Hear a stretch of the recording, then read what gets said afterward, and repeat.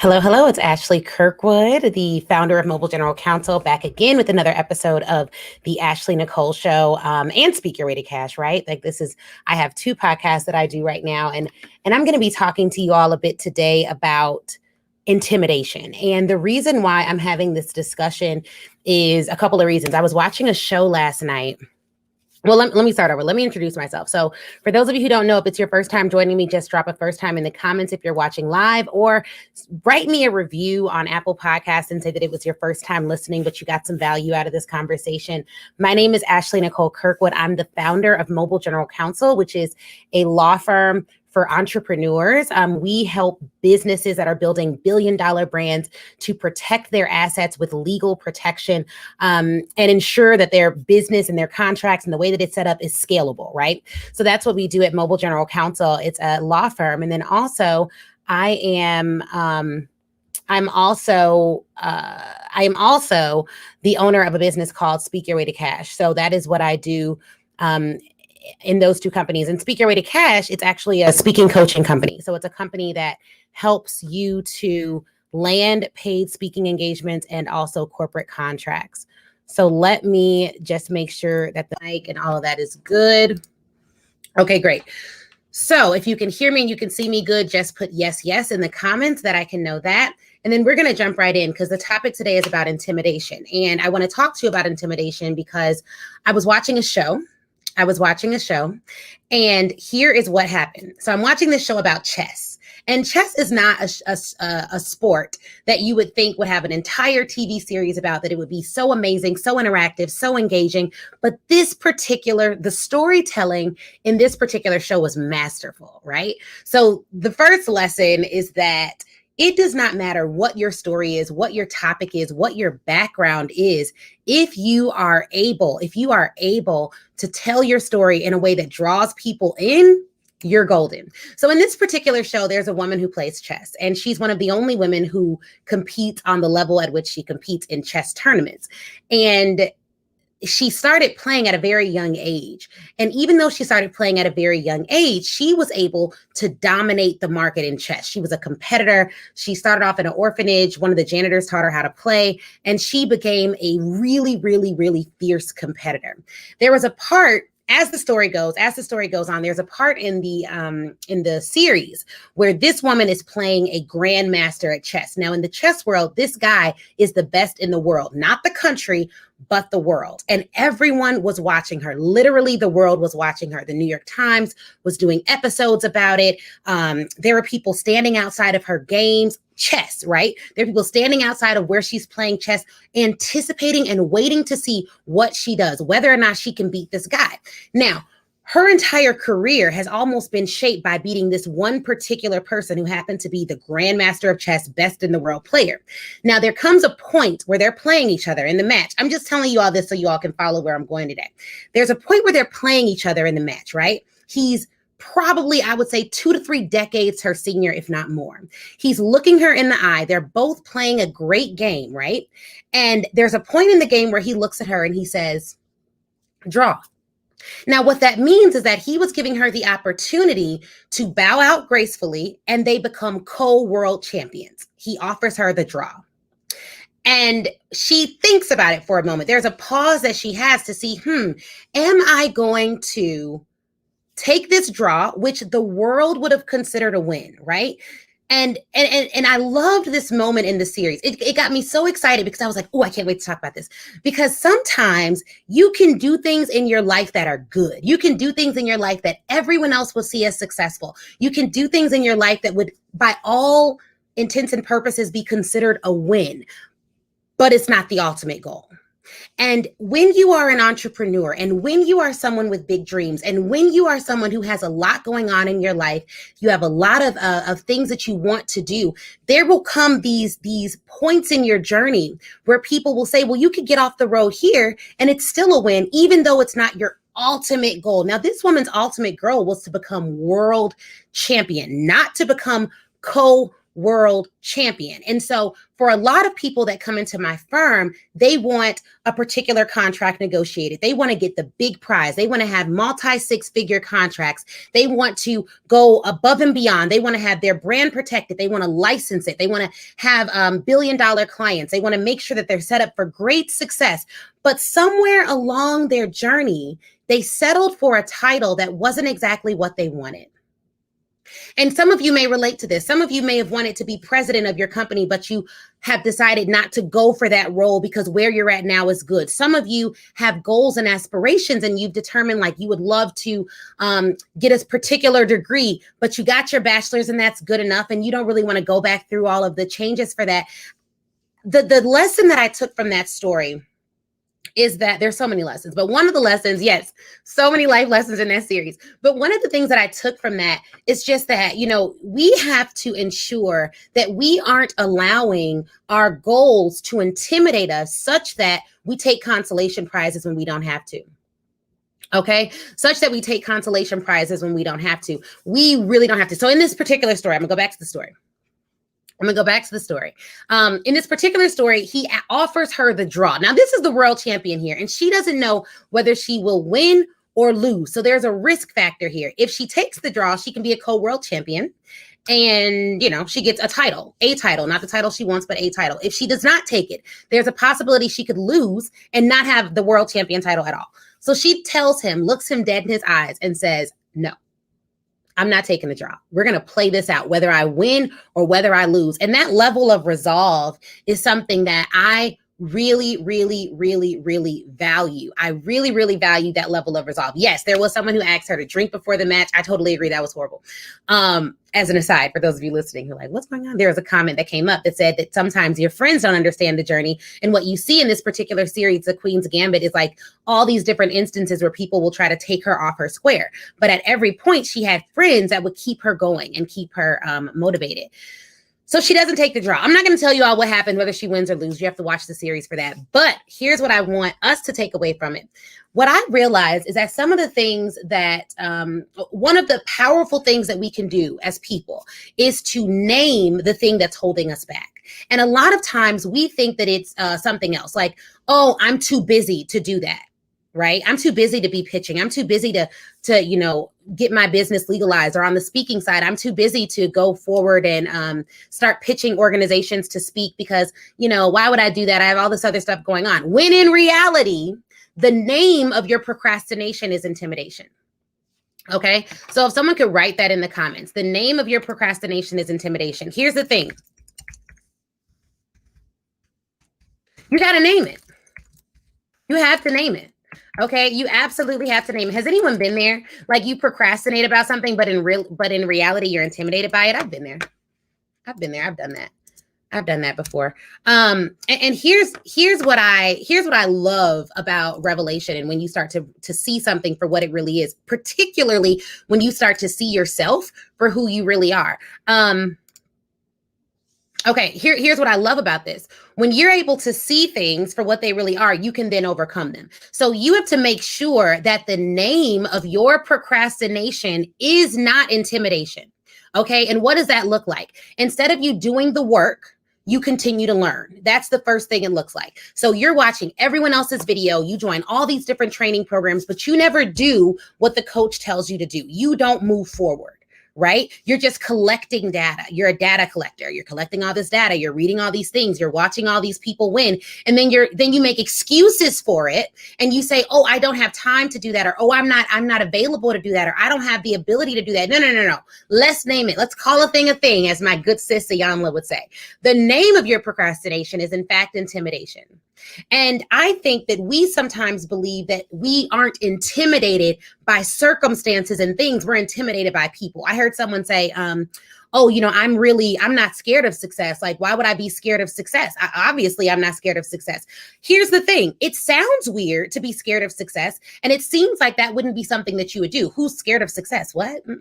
But it shows up in a very real way. If every single day you are not doing the things that can move your business forward, you are scared of success. But here's how it looks tangibly. You're not pitching because what if they say yes, you don't know what the next step is.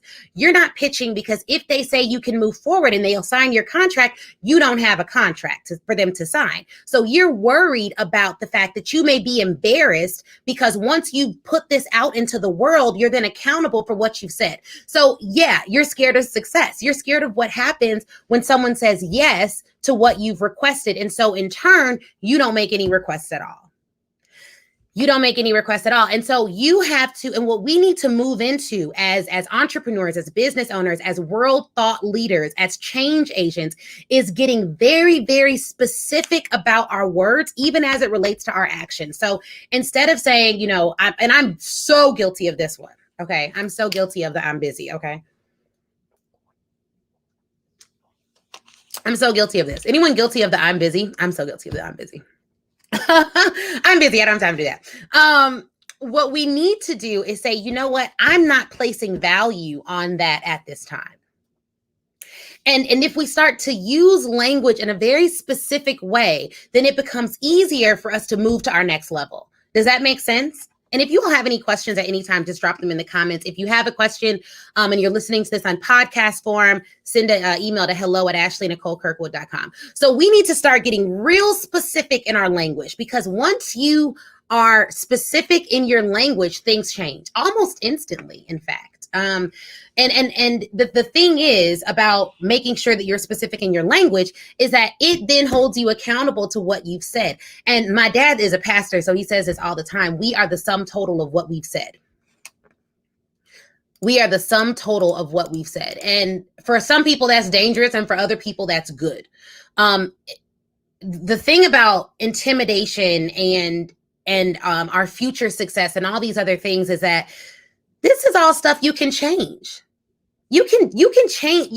You're not bound by a particular thought process that you've once held. We could have been someone who had negative thoughts about ourselves for an extended period of time. And guess what? You can change that. That's the good news. We can absolutely change that. Someone said, I started doing this and my mind changed immediately. Absolutely. When you are specific in your language, like I'm too busy for this, and people will ask you, coaches, I ask my clients, why haven't you been pitching? If you've come to one of my events and you're not landing paid speaking engagements, I bet within 5 minutes, I can tell you why. There's an issue with implementation. There's not an issue with the information. I know that because I'm very good at what I do. So, and not only am I good at what I do, the results that my clients have gotten when they implement the things that I teach speak for themselves. So I can typically tell, as someone who is a coach and as a consultant, whether or not, you know, whether there's an intimidation issue there. And it shows up in the way that you implement the information that you learn. Learning information feels great. That's the fun part. Learning information feels great. You can learn information all day long. It feels great. You feel fulfilled. You feel like you're getting something out of it. You have a good emotional feeling. But here's what happens. After that emotional feeling wears off, that is where your discipline has to kick in. And a lot of us have not figured out a way to motivate ourselves. So we watch all these videos, we get all this training, we get all this amazing information, but when the emotionalism of the moment wears off, there's no discipline, so there's no action. And that goes back to what you believe. It also goes back to intimidation. A lot of people will not walk up to the person they need to walk up to and ask them the questions they need to ask because they're intimidated. And you want to know why you're intimidated? Because you've already given up your power seat. We talk about power seats a lot, but the only way someone can intimidate me is if I make them bigger than me in my mind, in my thoughts, or in my actions. So if you want to work with someone and you want to pitch someone or you want to negotiate against someone, you cannot make them bigger than you. You just can't, because at that point, you no longer have equal bargaining power. There's a power dynamic there. In the law, if you are an intern and your boss says something to you that's inappropriate, not only are the courts looking at the fact that they're not just looking at the language that the boss says, they're also looking at the power dynamic. Now, when you're an entrepreneur, you're a CEO, you are an executive. You sit in an executive seat in your business. If you have a problem going to another CEO solely because the revenue in their business is larger than yours, then that means you're allowing them to be intimidated because you've already set up in your mind that more money means that they are better than you. And as much as we like to think about equality and fairness and all these different things, the way the society is set up now, Oftentimes that whole money power dynamic, it's self-imposed. It's self-imposed. We believe people with more money are better, which is why as a speaker, a lot of times it becomes difficult for you to pitch who you need to pitch, get in the rooms you need to get in, because you're thinking, oh, well, they're so big because they work at this really big company. And so I can't go to them and ask them for all this money, because if I do, then what will they think of me? The same thing they think of you now, likely nothing. Here's the thing. And this is what helped me. And we're going to talk about tools now, tools to help you get over intimidation. This is what helped me get over intimidation and allow me to pitch and negotiate with anyone. Y'all want to hear it? Drop yes in the comments if you want to hear it. I'm about to tell y'all. This was such a game changer for me. It was such a game changer. Hey, Audria. It was such a game changer for me, because once I had this mindset shift, it changed everything. So drop a yes if you want to hear this mindset shift and this framework that I now employ whenever I need to pitch someone. Okay. So I'm seeing yes in the comments. Yes, please. Yes, please. Okay, look. No one is sitting at home. This is going to sound harsh. No one is sitting at home thinking about how to make your life better. Like right now, the CEO of Pepsi is not sitting at home thinking, how can I make Ashley Kirkwood's life better yet? He's not sitting at home thinking that yet. Eventually he may, right? But right now he's not sitting at home thinking about that yet.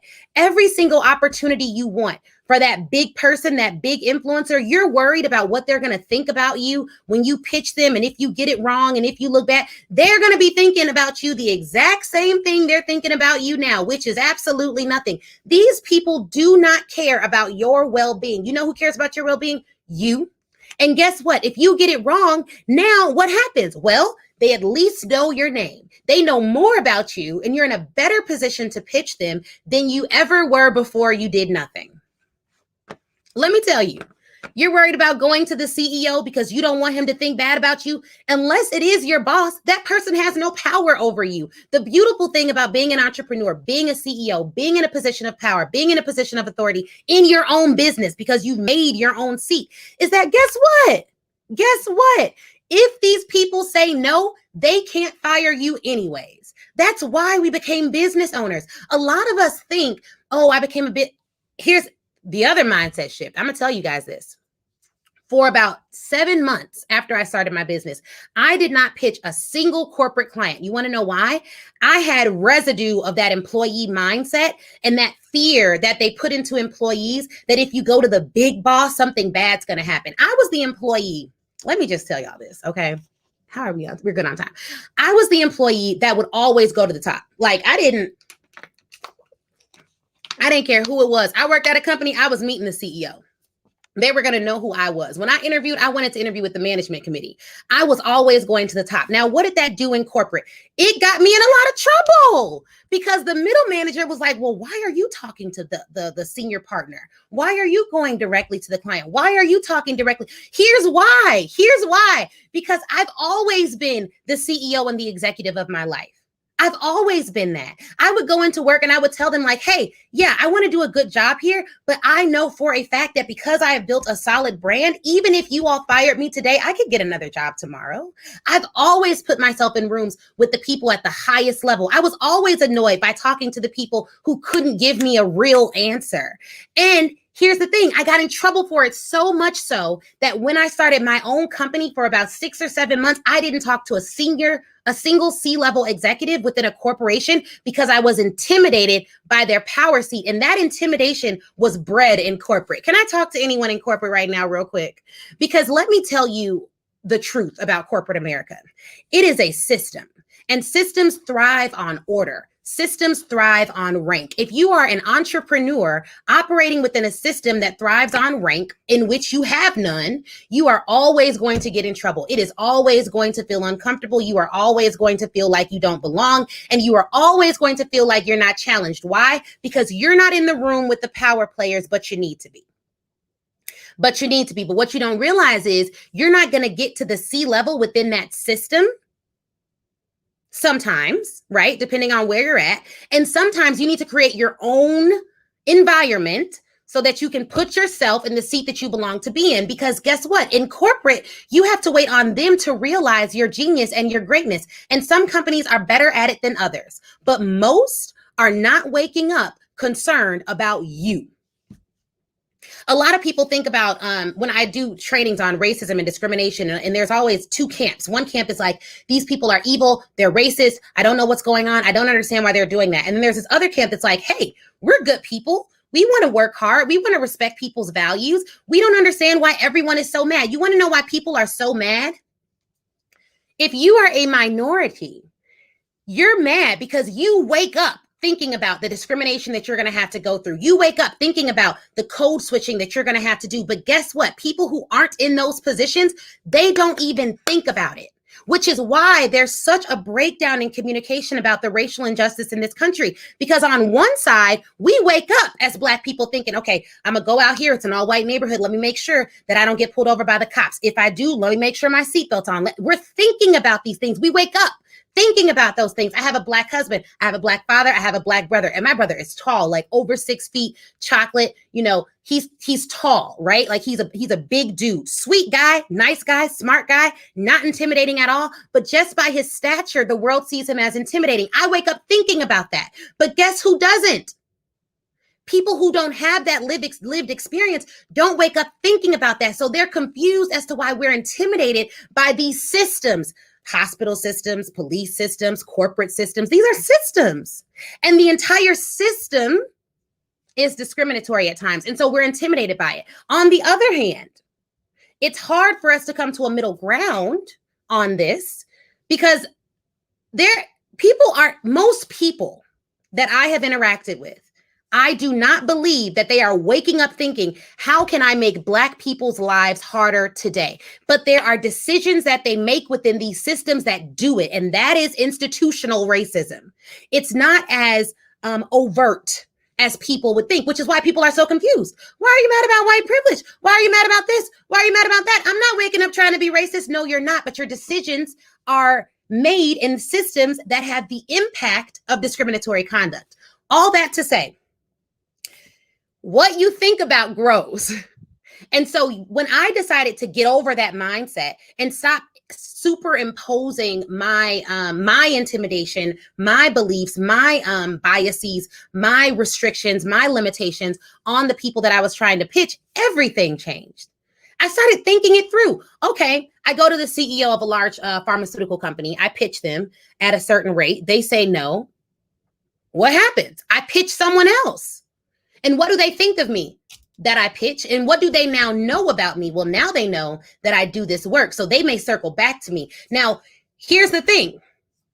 Confidence comes from doing, and it comes from preparation. So the reason you hire coaches, experts, consultants that know what they're doing and that are visionaries and that are qualified to touch the vision is so that when you do that initial pitch, it's set up in such a way where even if they say no, the pitch is done so well that you can always double back. Now, there is a very real risk of doing this. The risk is if you are just going out pitching all these CEOs, no formula, no process, no type of strategy as it relates to how you're going to get this stuff done, then yeah, you may be ruining your reputation. But I'm gonna be honest with you, and this is an unpopular opinion, even when you pitch wrong, even when the website looks bad, even when they may feel like, ooh, this isn't exactly the right pitch, you're still getting confidence by pitching. So don't wait on perfect. Somebody drop that in the comments. Do not wait on perfect. And I'm gonna give you guys an example of this. Some of you all may know that recently I was featured on the Amy Porterfield podcast. Great podcast. Amy and her team are amazing. Well-oiled machine over there. Okay. So here's what I'm going to say. The initial pitch that I sent her team was denied. It was like, it wasn't on brand with what she was doing. And, it was just denied. It wasn't good. When she emailed back and was like, hey, this doesn't really seem on brand, what I did was I pivoted. I was like, you know what? I sent you the wrong pitch. Here's what I want to teach your audience. I came back with something that was directly relevant to her audience and directly personalized. And that was the pitch that they were like, oh, come on next week. Let's set up a call. Let's do it. It immediately went through because I just pivoted. Sometimes you send the wrong pitch, but you get it out there and you pivot it. And let me tell you something else. And I couldn't figure out how to bring this point home in a way that everyone would get it. So I'm praying that this makes perfect sense to you as I say it. I have a system by which my team pitches me for different opportunities. I have an administrator. Her name's Noni. She's been with me since I started my business. When we first started, Noni was sending out over 300 pitches a week, whether it be podcasts or to clients or to anything else. And in the beginning, because we needed to get work going, we needed to get our name out there, she was sending out pitches, boom, boom, boom, boom, boom. And I would tell her, pitch me on podcasts, pitch me on this, pitch me on that. When I would look at the people she pitched me to, everyone she pitched me to was heavy hitters, like big people in the industry. So much so that at one point I told her, and this is how reductive, this was the limited mindset that I had. If you've ever dealt with any limiting beliefs, just drop limited in the comments, right? Just drop limited in the comments, because we're going to crush those. And we're going to crush them by me telling you how I got over mine and the limiting belief that I had. Because a lot of you know, I teach on confidence. I teach on pitching. I'm a lawyer. I'm negotiating contracts against literal brands that make billions of dollars a year. That's what I do. So here's the thing. I would go and look at who she pitched. And some of these podcasts were huge, celebrity podcasts, everyone. She was reaching out to everyone. I was like, yo, I had to call her. I was like, no, you got to stop pitching me to these people. These podcasts are too big. Look at the podcasts that are a little bit littler so we can get the wins quick, so we can do this, so we can do that. And she was like, why would I?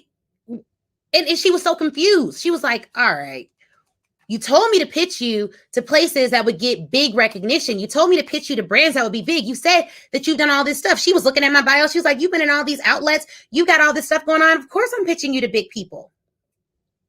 Y'all, I was telling her, don't pitch me to big people, because I was intimidated by other people's big platforms. And I thought I was too small to be on their big platforms. And you know what started to happen? She pitches me to these big platforms. She kept doing it. Pitch me to big platforms, pitch me to big platforms. And guess what? Not only did people let me on their platforms, they became clients. They referred me to other people. My business exploded. And it was, and here's what I need you all to see. This is why hiring a team is really, really, really, really important. Other people can see more greatness in you oftentimes than you can see in yourself. And it's true for everybody. Although I may have the confidence to do what I do now at the level that I'm playing at now, there's other people that will look at me. I've had people look at me and say, you should be doing XYZ. Why aren't you on CNN? Why aren't you on MSNBC? Why are you only doing local television? You should be on national television. We have to get you on national outlets. Have you talked to CNN? Have you talked to ABC? And I'm like, I haven't talked to them. They're like, why not? And I was like, I'm going to do it. I used to say, oh, because blah, blah, blah, blah, blah, blah, blah, limiting belief, excuse. I cut all that out. Someone said, I found you through Amy. I'm so glad you did that. Boom. Me too. Amy's dope. So look, I was limiting my own success. And this is why it's really important sometimes, guys, for you to have other people to implement the vision that you've set forth. I wrote the pitch copy. I would write all of that. I would approve all of that, but she would send it out. And the benefit of having her send it out is she sees me as I'm her employer. I'm providing for her. She sees all the news outlets we've done. She's seen Forbes. She's seen Entrepreneurs. She's seen Black Enterprise. She's seen Chicago Tribune. She's seen all the number of podcasts we've done, over probably 4 million downloads or more of podcasts we've done just this year. So she sees all that and she's like, oh, no. My boss is bad. You know what I mean? I'm pitching her to everything. And so that is amazing. And it's something that I think that we need to realize is that sometimes, now everyone's like, where do I get this team? Okay, I'm gonna tell y'all, I'm gonna talk to you all about that. Sometimes we're intimidated by things. And so it's important for us to just set the plan, give it to the team, let them run the play. Let them run the play. If you have intimidation issues, you have limiting belief issues, let somebody else hit send. So my team, let's see, where did you find your team? That's a great question. Everywhere. So I have found team members a lot of different places. When I first started, I looked in the Virtual Assistant Savvy's Facebook group, posted a post in there and like an application that was just done via a Google form and got some people applying. I hired them as contractors, and now we've transitioned most of our team to becoming full-time. So that's how we started. But the reality is you're going to have to train them. So everyone's like, how do I find a Noni? You don't. You don't. You have to, what you find is whatever the name of your assistant is, and then you train them on your processes, your procedures, and then they begin to learn you, and then they become exactly what you need them to become for the company. And along the way, the conversation I just had with my team members was, what's your vision for your life? Like, I need to know, what's your vision for your life? One of my team members is building a house. I was like, okay, you're building a house. Cool. What does success look like for you? Where do you want to be in 5 years? What do you want to do in 5 years? And so what you have to do is find someone who is willing to do the work within the price that you can afford at the time. And then you grow that person. So you may be looking in Facebook groups. Virtual Assistant Savvies is a group with thousands of assistants. You may use a recruiting service. My second team member came from me using a recruiter, AAE Corporation. I used their recruiting service and they found me an administrator. My third hire, I just hired a full-time attorney. I posted a job on LinkedIn. She was amazing. I saw some of her referrals on LinkedIn. I called a lot of those referrals, and then we went from there. And now she's a full-time member of our team as associate counsel. So I find people in different places, but the reality is you're going to mold your team members into what they need to be for the role, especially when you are a smaller business. And then you're going to build that loyalty and that commitment with them over time by incentivizing their performance. And what we're doing now as our team is growing and expanding, because we have 3 folks that are full-time. And then we have probably 7 or 8 people that are day-to-day, but they do very specific tasks and they're just contracted to do the tasks. So we don't control when they work and how they work. We give them tasks to do. They do those tasks. We have a video person, a graphics person, someone who just does PowerPoints, someone who their entire role is to ensure that my Facebook group people are getting into the Facebook group. We have someone else. All they do is build landing pages. That's it. That's all they do. I have a copywriter. All they do, he writes copy. That is what he does. Those people are contracted. So your team is going to grow. Okay, your team is going to grow. And then eventually you'll bring it all in-house. And then eventually they may start part-time, they may start on contract, and they may grow. In the very beginning, when I didn't have a budget at all, I would look on sites like Fiverr. And now there's levels to Fiverr. They have some folks that are very skilled, some folks that are just getting started. And then Upwork is another great place to find contracted workers. So I would look into some of those things. If you attended my Speak Your Way to Cash live event, you would have gotten an entire training on finding team members and a list of where to look in totality. So if you're interested in that, let me know, because that's going to be a great thing to do too. But back to the intimidation. You're going to have to be resolved that it doesn't matter what someone's title is. It doesn't matter what platform they have. You are exactly who you say you are every single time. Someone says, we sure did. Yes, so they got that. Exactly. So we have someone on who attended the training and she's like, yes, we did get that. So you want to think through, guys. You want to think through when you're naming what's going on in your life. If you're not where you want to be, if you are not where you want to be, name that thing. That's intimidation. Find out whether or not that is intimidation and then decide to act otherwise. And once you realize if you pitch and it doesn't go through, it doesn't matter. Right? What's going to happen? Nothing. You're not going to be fired. Now, if you're pitching to your boss, as long as it's not out of line or out of order. And even for people who are in corporate, I'll say this, because what I used to do in corporate, which I'm not saying that I was not the ideal model corporate employee. They didn't want, I just did. I decided on day one of my full-time job as an associate at this large firm that I was working at, I decided I was not going to hide any piece of myself and play those games to the fullest degree, because I wanted to stay there for the rest of my career. And the only way I could determine whether or not I could stay at a place long-term was by showing up fully as myself and seeing how they acted like it. Because me faking for life, that wasn't about to happen. That was not about to happen. Good morning. That was not about to happen. So I walked in my fullness to the degree that I could, right? Like in corporate America. So I'm not saying you should do all this, but one of the things that I did do is I always negotiated my salary. Always. We were at 200. We negotiated close to $100,000 raise. With all the bonuses and everything else, it would have been over $300,000 my first year, my first year at that new firm. So I would say, you have to get to a place where you are just going to determine that you will not be intimidated by anyone else's position, because before you approach them, you're going to put yourself in the power seat. How do you do that? By showing up fully as who you are, by realizing that even if you make a wrong turn, it's not going to be determinative or destructive forever. And I can say that in full authority, because I have made a lot of mistakes. I have embarrassed myself publicly. I have done all these things. And guess what? The week after I embarrassed myself publicly, lost a contract with the bank, and I mean, it's hard to explain how that went, but basically it was like it was an embarrassment, right? I won't even go into details. It was an embarrassment. Lost the contract, did all these things. The next week I was on television. So, you know, things, it only takes 1 second to change your life. One pitch, one email, 1 second, one connection, one person, one word, one message. You could hear one thing on a podcast, take it and implement it. Everything in your life could change. One scripture in the Bible could change how you view your entire faith. Like, it doesn't take a lot of stuff.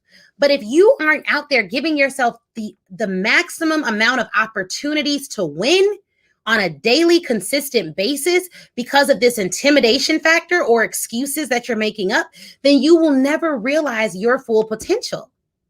But you need to. And why do we need to realize our full potential? We need to realize our full potential because there are other people who are waiting on us to show up in our fullness so that they can walk in their full potential. That is called ripple impact.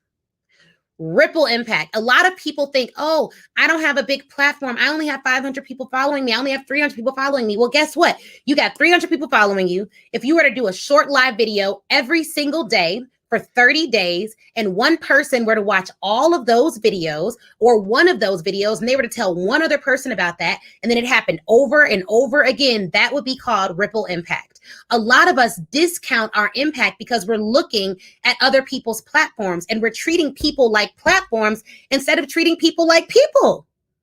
The other big mindset shift I had to make was, if I was a billionaire already, which, you know, we'll get there. If I was a billionaire already, love your confidence, strength, and boldness. Praise God. Thank you so much. If I was a billionaire already, then what, I wouldn't be offended by someone asking me to be on a podcast, right? And so put yourself in the power seat that you're giving so much power to. Like, you think the CEO of the company is going to be mad that you asked him about something you can provide to their organization that'll make their organization better? Why would they be? Why would they be? Know your value proposition. Another thing that I like to say is these people are colleagues, not Christ. A lot of us give God-like authority to human-like people.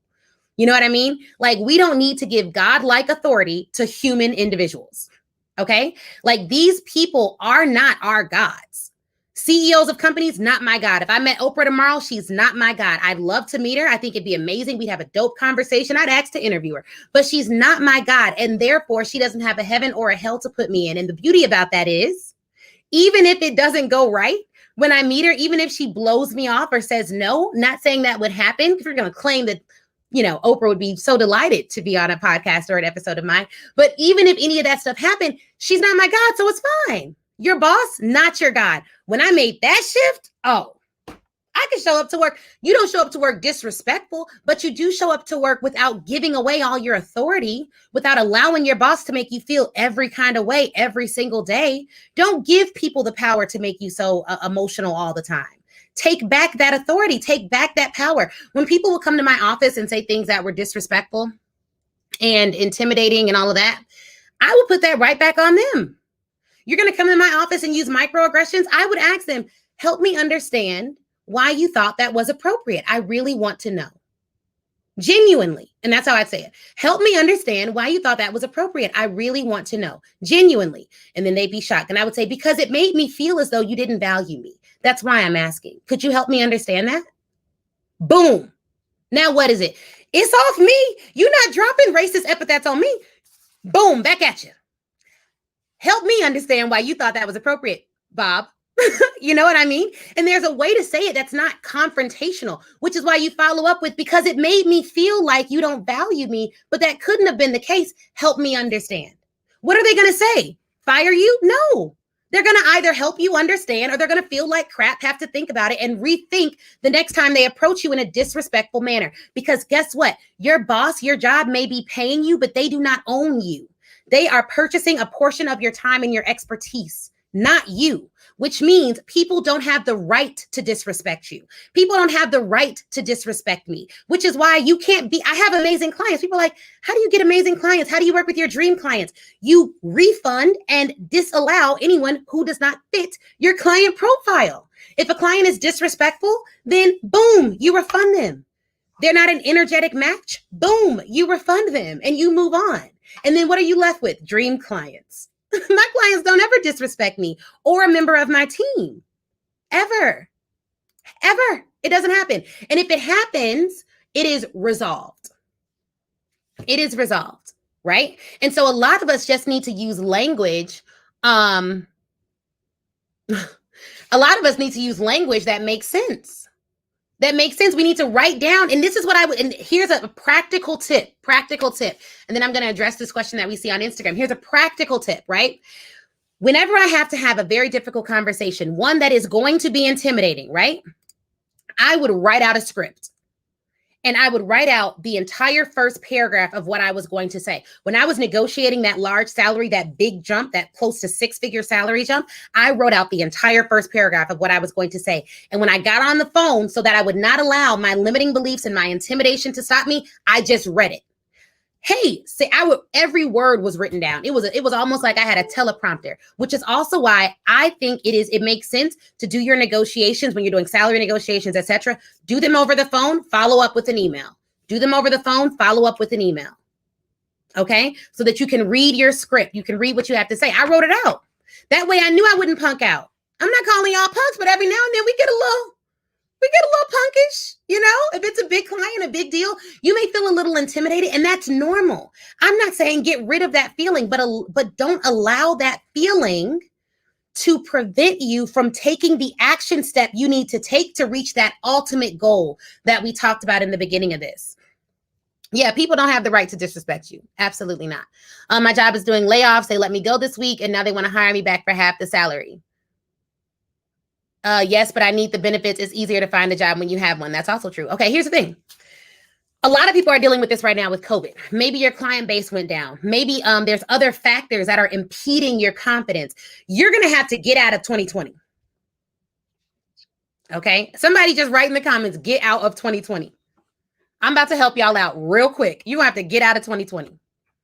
Here's on the practical note. You have to do what you have to do to provide for your family. I'm never going to give you the advice that's like, don't take a job because blah, blah, blah, blah. I don't know where your confidence is at, and I don't know where your faith is at. And so a lot of this stuff is based on confidence, faith, and circumstance. You have to pay your bills. You should not be put out. I do not believe in struggle love. I do not believe in struggle bust anything, right? Like, so you have to provide so that you have a roof over your head and food to eat. Most people cannot think themselves out of their current situation when they don't have food to eat and they don't have a house. So you need to do what you need to do. If you got to go work that job for half the salary, but you're motivated and you decide within 30 days I'm getting something else, then that's what you need to do.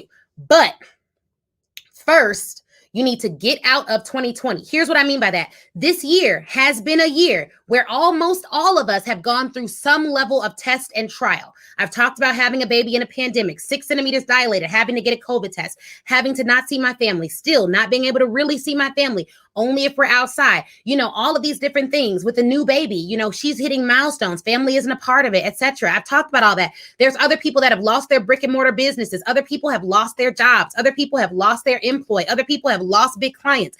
Get out of 2020. Here's what I mean. With all the pressures of 2020 on your mind, thinking clearly is a true exercise of mental strength.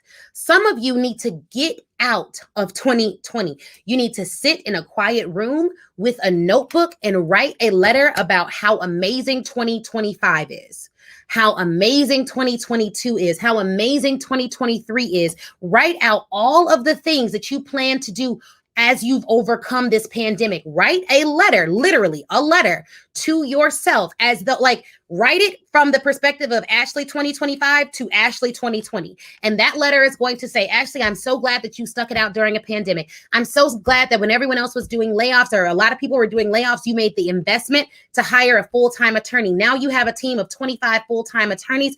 They each have a team of 5 that they're growing and developing. You have a full summer associate program where you're hiring law students and law clerks every summer. And you've impacted over 75,000 businesses. You've been able to do it through a variety variety of different platforms. And it's all because in 2020, you didn't give up. I know it feels hard right now. I know it seems like you can't keep going. I know that all the financial burdens of 2020 seem intimidating to you. But girl, because you kept going, lives changed. Because you kept going, things shifted. Because you kept going, you have more Fortune 100 clients than you even imagined you could handle. You've given opportunities to other employees and consultants. You've gotten contracts so big that you were able to subcontract other actual diverse businesses. You were able to give several Black women opportunities to get their first six-figure contracts because you signed a multi-seven-figure deal with one of the largest companies in the pharmaceutical industry. And so when you start writing your letter from the perspective of 2025, and 2020 starts knocking with all its intimidation, with all its health intimidation,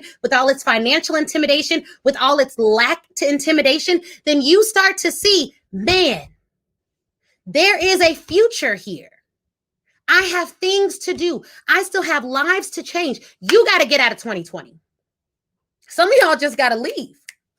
You just got to leave. Yes, you have to deal with what's in front of you, but you don't have to deal with it all day, all at the same time. And what a lot of us do is we deal with the problems of this year all day, all at the same time. News is always on. You're scrolling on Facebook. You're always seeing bad news. You're always looking at the numbers. Pritzker does a press conference every single day about the numbers of coronavirus. For the first 30 days, I watched it every day. After that, I got rid of it. In fact, we got rid of cable. We were like, you know what? We don't even need live news all day, every day. We don't need that, because I don't need to rehearse the problems of the world every single day to know that the world has problems.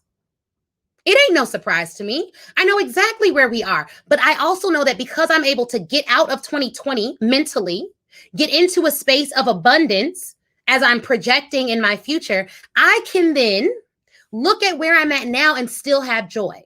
Because guess what? It's very hard to be confident if you don't have joy, if you don't have peace, if you don't have a perspective of the future that serves you, right?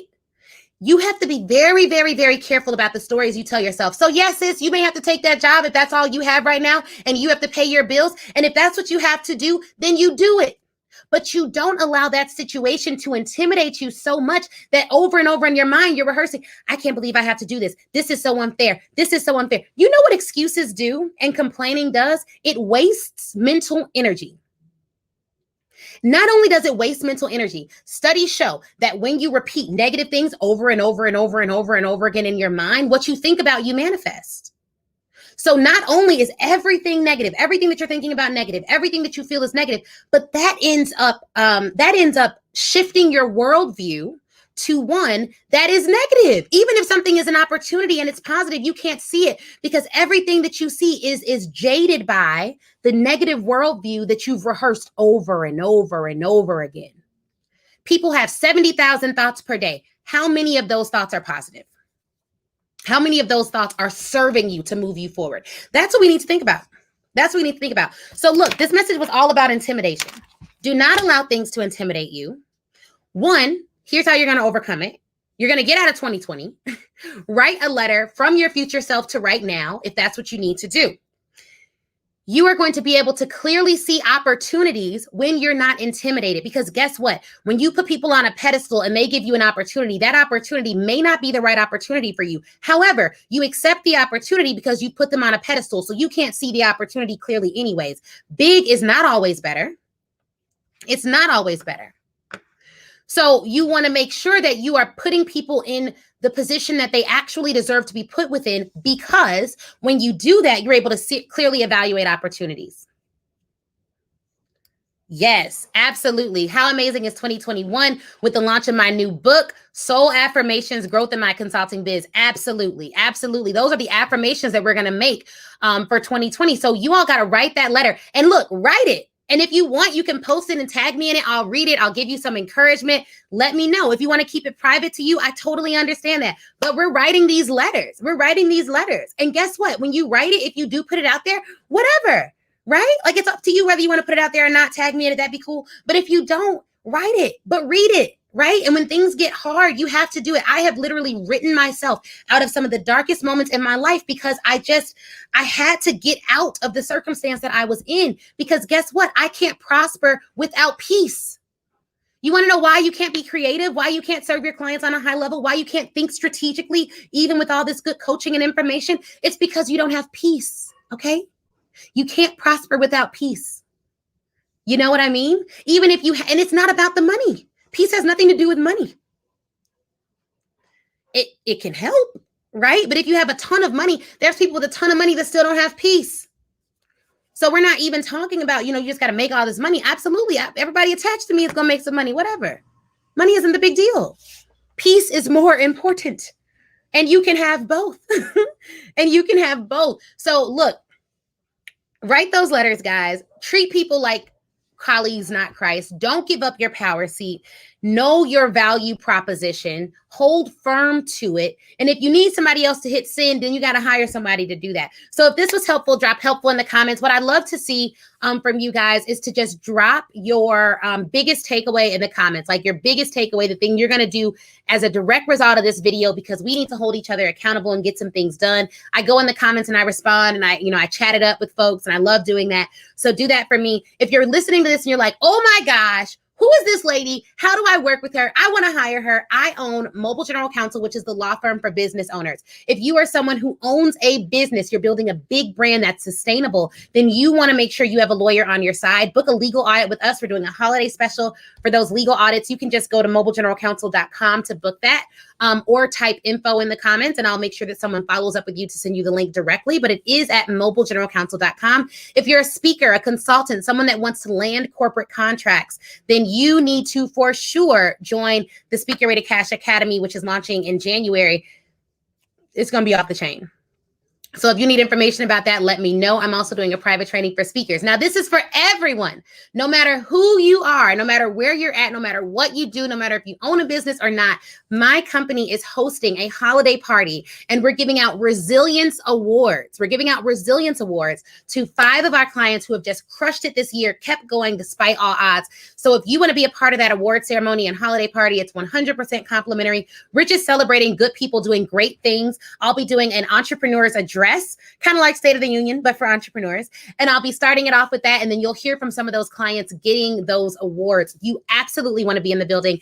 Just go to ashleynicolekirkwood.com/holiday party. And I will make sure you get that information there. So thank you guys so much. I'm going to come back and read all these comments about your biggest takeaways.